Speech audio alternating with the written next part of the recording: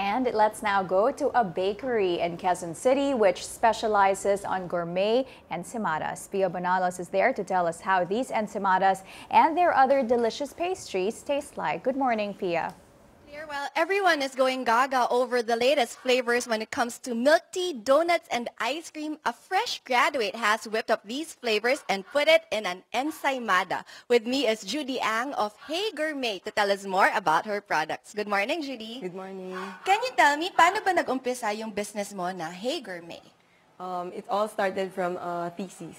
So, we have to make a business na innovative siya. So, I try to make ensaimadas as my thesis. What was the first kind of ensaimada what was the first one that you started with? The salted caramel and the tiramisu. Wow, we're starting with that kasi ang ensaimada would usually be known as something plain and then with cheese. Why did you think of innovating with these flavors?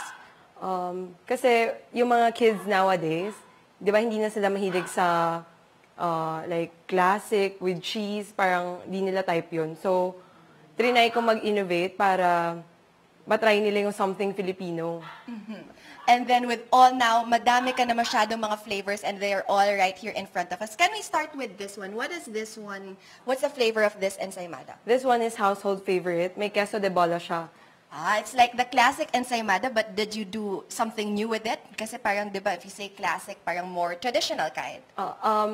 Yung batter niya, which is the spread, iba siya sa classic. Oh, okay. Mas Very special. And just looking at it, look at it, parang it's glistening in the light waiting to be eaten. And then, like you mentioned, this is the salted caramel. Yung mga heart-shaped na ensaimada, the big ones like these, how much do you sell them for? That's for 450. 450 pesos, very affordable for ensaimada like that. And then, these ones in front, they look like donuts to me, but they're not donuts. Yes. These are? Those are tiramisu, salted caramel, and chocolate panic. Ensaimada pa rin yan, that you just, in-add mo lang yung toppings that you mentioned. Ganon. Yes. Okay, and then these three right here. This one is chocolate almond, and this one is s'mores and speculoos. Speculoos, and that's like, for those of you who are not in the know, that's like the latest parang pinakausong craze. It's cookie butter, and you put it there on your ensaimada. I'm very excited to try that one. And then, of course, aside from the ensaimadas, you also ventured out to other products. Can you tell me about this one right here? This one is sans rival macaroons and tiramisu macaroons. Wow, so hindi lang ensaimada, may macaroons pa, meron ka ring French na mga bakery, French items here on your menu. And this one, very moist-looking brownies. What are your brownies? These are rock salt and cheese brownies. Wow, rock salt and cheese now in a brownie. I also can't wait to get my mouth to taste bite into that one. And this one right here? That is salted espresso oatmeal cookie. Okay, and you also have cookies. And then another flavor na sabi mo bagong-bago, wala pa siyang ano dito. This flavor one, this one right here. That is Ferrero.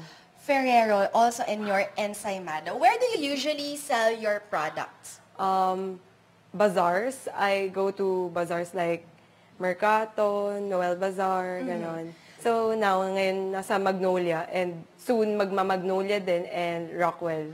So how helpful is it to have all these bazaars for someone who is just starting her business like you? Kasi pag bazaars, usually, dun ka makikita, like, magkaka-free feature ka dahil sa bazaars. Kasi dun ka nila makikita, unlike pag online ka lang and you stay at home lang. So, hindi nila makikita. So, mas okay mag-bazaar. Because it gives you a lot of presence, especially for someone so young like you. Do you have any tips for other girls out there or kahit sinong budding entrepreneur who wants to start up their own business? Anong mabibigay mo sa kanilang advice?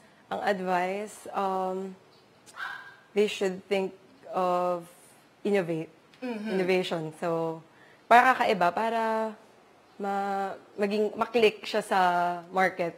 And I'm sure these are definitely clicking with the market with all the innovative flavors that you have. Thank you so much, Judy. Thank you. For those of you who want to try all these ensaimada, do try out Hey Gourmet. Claire, Amelin? Thanks, Pia. That really looks good.